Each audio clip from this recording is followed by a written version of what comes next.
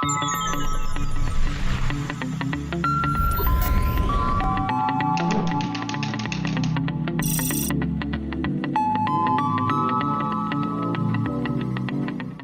हम सीखेंगे वर्डप्रेस में यूज़र्स और उनके रोल्स क्या होते हैं। हम स्टार्ट करते हैं एक एग्जाम्पल से।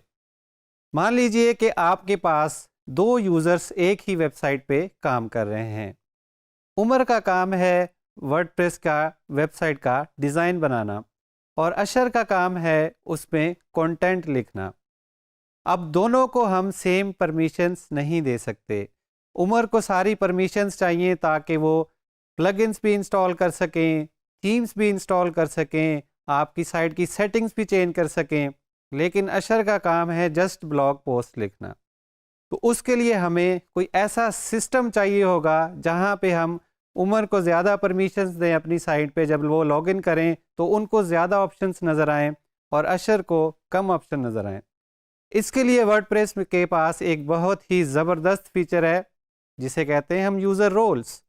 उमर को हम डिफरेंट रोल असाइन करेंगे ताकि वो डिफरेंट वहाँ पे ऑप्शंस देख सकें, लेकिन अशर को हम एक और रोल देंगे ताकि उनके पास लिमिटेड फंक्शनैलिटी हो, ताकि अगर अशर को कोई शरारत सूझे तो वो उमर का काम ख़राब ना कर दे। तो इसके लिए वर्डप्रेस में बाय डिफ़ॉल्ट डिफरेंट रोल्स होते हैं। किसी भी स्टैंडर्ड वर्डप्रेस के इंस्टॉल में 5 रोल्स होते हैं। सबसे पहला होता है एडमिनिस्ट्रेटर का रोल, जो कि हम अभी तक यूज़ करते आए हैं। एडमिनिस्ट्रेटर के पास आपकी साइट की सारी एक्सेस होती है। वो कोई भी सेटिंग चेंज कर सकता है, कोई भी कंटेंट ऐड कर सकता है, कोई भी कंटेंट डिलीट कर सकता है। उसके साथ साथ वो अपना कंटेंट भी डिलीट कर सकता है, दूसरे यूज़र्स का कंटेंट भी डिलीट कर सकता है, नए यूज़र्स आपकी साइट में ऐड कर सकता है, यूज़र्स को डिलीट कर सकता है और यूज़र्स की प्रोफाइल में चेंजेस कर सकता है। उसके बाद हमारे पास होता है एडिटर का रोल। एडिटर वो होता है जिसने आपकी साइट पे कंटेंट लिखना है और दूसरे यूज़र्स का कंटेंट रिव्यू करना है।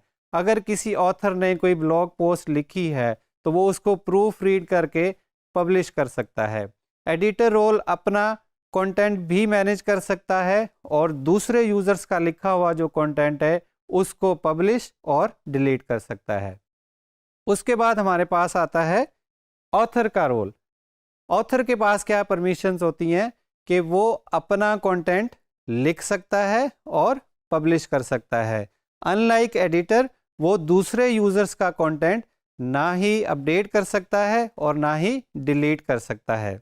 अगर आपने कोई नया राइटर हायर किया है या कोई आपके साथ फर्स्ट टाइम काम कर रहा है तो आप उसको सिर्फ कंट्रीब्यूटर का रोल देंगे। कंट्रीब्यूटर के पास सिर्फ कंटेंट लिखने और उसको मैनेज करने की सलाहियत होती है। एक कंट्रीब्यूटर रोल आपकी साइट पे कंटेंट पब्लिश नहीं कर सकता। वो अपना लिखा हुआ कंटेंट एडिट कर सकता है, डिलीट कर सकता है, लेकिन वो उसको आपकी साइट पे पब्लिश नहीं कर सकता। और सबसे आखिर में हमारे पास होता है सब्सक्राइबर का रोल। सब्सक्राइबर आपकी साइट पे सिर्फ अपनी प्रोफाइल मैनेज कर सकता है, उसके अलावा वो सिर्फ आपका कंटेंट रीड कर सकता है। उसके पास कंटेंट लिखने की सलाहियत जो है वो बिल्कुल मौजूद नहीं होती। ये तो हो गया एक स्टैंडर्ड वर्डप्रेस का इंस्टॉल। लेकिन अगर आप एक मल्टी साइट पे काम कर रहे हैं जहां आप एक ही वर्डप्रेस की इंस्टॉलेशन से मल्टीपल वेबसाइट्स बना सकते हैं, तो वहां पे एक और रोल होता है जिसे हम कहते हैं सुपर एडमिन। सुपर एडमिन के पास आपकी पूरी मल्टी साइट का नेटवर्क मैनेज करने की सलाहियत होती है। सारी साइट्स के लिए वो प्लगइन्स ऐड भी कर सकता है, रिमूव भी कर सकता है, दूसरे यूज़र्स भी ऐड कर सकता है या यूज़र्स को रिमूव कर सकता है। इस लेसन में हम कंप्लीटली जानेंगे कि आप एक यूज़र कैसे ऐड करेंगे और अगर कोई शरारती यूज़र आपको मिल गया है तो उसकी परमिशंस आपने डिमोट कैसे करनी है, उसकी एक्सेस आपने रिस्ट्रिक्ट कैसे करनी है, या उस यूज़र को आपने बिल्कुल ही अपनी साइट से किक आउट कैसे कर देना है। वर्डप्रेस में यूज़र्स ऐड या मैनेज करने के लिए सबसे पहले हम वर्डप्रेस के एडमिन में जाएंगे। टॉप बार से हम डैशबोर्ड को क्लिक करेंगे तो हम वर्डप्रेस के एडमिन में आ जाएंगे। यहाँ से लेफ़्ट मेन्यू में आपने यूज़र्स के मेन्यू का इंतखाब करना है। हमने पहले से कुछ यूज़र्स बना रखे हैं, जिनमें से एक ऑथर है, एक कंट्रीब्यूटर है और एक सब्सक्राइबर है। यूज़र्स कैसे ऐड करते हैं ये हम अभी देखेंगे। हम एक और नया यूज़र ऐड करेंगे। यूज़र ऐड करने के लिए हम ऐड न्यू पे क्लिक करेंगे। यहाँ पे हम यूज़र नेम टाइप करेंगे। हमने एडिटर का यूज़र हमारे पास नहीं है तो हम एडिटर का यूज़र यहाँ पे बना लेंगे। कोई भी यूज़र बनाने के लिए हमें यूज़र नेम और ईमेल की फील्ड जो है वो रिक्वायर्ड होती है। तो आप अपना वैलिड ईमेल डालेंगे और यूज़र नेम डालेंगे। अगर ईमेल आप वैलिड नहीं देंगे तो अगर आप पासवर्ड कहीं पे भूल जाते हैं तो फॉरगेट पासवर्ड में यही ईमेल आपका यूज़ होगा। अगर आपने ईमेल करेक्ट नहीं दिया होगा तो फिर आप अपना पासवर्ड रीसेट करने में नाकाम होंगे। ईमेल के बाद हमारे पास फर्स्ट नेम और लास्ट नेम की ऑप्शन है, जिसको हम ऐड कर भी सकते हैं और ना भी दें तो हमारा यूज़र ऐड हो जाएगा। एक हम पासवर्ड रखेंगे और यहाँ पे हमें पूछ रहा है कि आप वीक पासवर्ड यूज़ कर रहे हैं, तो क्या आप यूज़ करना चाहते हैं। अगर हम करना चाहते हैं तो हम इसको क्लिक कर लेंगे, अदरवाइज़ हम यहाँ से एक स्ट्रॉन्ग पासवर्ड का इंतखाब करेंगे।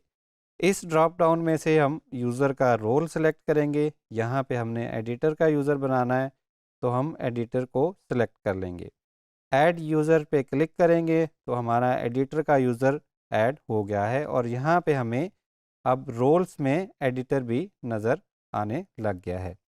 अब हम एक दूसरे ब्राउज़र में जो एडिटर का यूज़र हमने बनाया है उसके थ्रू लॉगिन करेंगे और देखेंगे कि उसके पास वर्डप्रेस एडमिन कैसा दिखता है।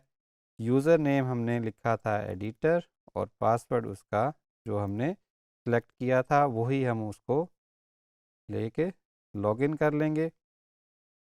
तो यहाँ पे हमें अब बहुत ही लिमिटेड सी ऑप्शंस नज़र आ रही हैं। इस ब्राउज़र में हम एज अ एडमिन लॉगिन हैं तो यहाँ पे हमें सारे ऑप्शंस नज़र आ रहे हैं। हमारे पास सेटिंग्स भी हैं, हम प्लगइन्स भी ऐड कर सकते हैं, हम थीम्स भी ऐड कर सकते हैं। लेकिन यहाँ पे जब हम एडिटर के यूज़र से लॉगिन करते हैं तो हमारे पास ऑप्शंस कुछ कम हो गए हैं, जैसा कि हमने पहले जाना कि कौन से यूज़र्स के पास कौन कौन सी एक्सेस होती है। एडिटर से लॉग आउट होने के बाद अब हम एज अ ऑथर लॉगिन करेंगे और देखेंगे इस यूज़र के पास कौन कौन सी ऑप्शंस नज़र आ रहे हैं। तो अब हमने देखा कि ऑथर का जब हमने लॉगिन किया है तो हमें अब एडिटर से भी कम ऑप्शंस नज़र आना शुरू हो गए हैं। अब ये देखें ऑथर के पास किसी दूसरे यूज़र का कोई भी कंटेंट एडिट करने की ऑप्शन नहीं है।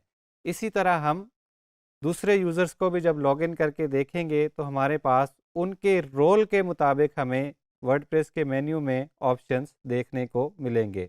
हमने सीखा कि वर्डप्रेस में यूज़र्स और उनके रोल्स क्या होते हैं और जब भी आप कोई अपनी साइट पे नया यूज़र ऐड करें तो ये जान लें कि आप उसको उतनी ही एक्सेस दें जितनी उसको रिक्वायर्ड है। अगर यूज़र ने सिर्फ कंटेंट लिखना है और पब्लिश नहीं करना तो आप उसको सिर्फ कंट्रीब्यूटर का रोल देंगे। इसी तरह हर यूज़र को आप उतनी ही एक्सेस देंगे जितनी उनके लिए रिक्वायर्ड है, ताकि आपको फ्यूचर में किसी भी परेशानी का सामना ना करना पड़े कि कोई यूज़र अनऑथराइज्ड चेंजेस ना कर दे, कोई यूज़र ऐसी एक्टिविटी आपकी साइट पे ना कर दे जो कि उसकी परमिशंस में नहीं थी या he was not suppose to do that.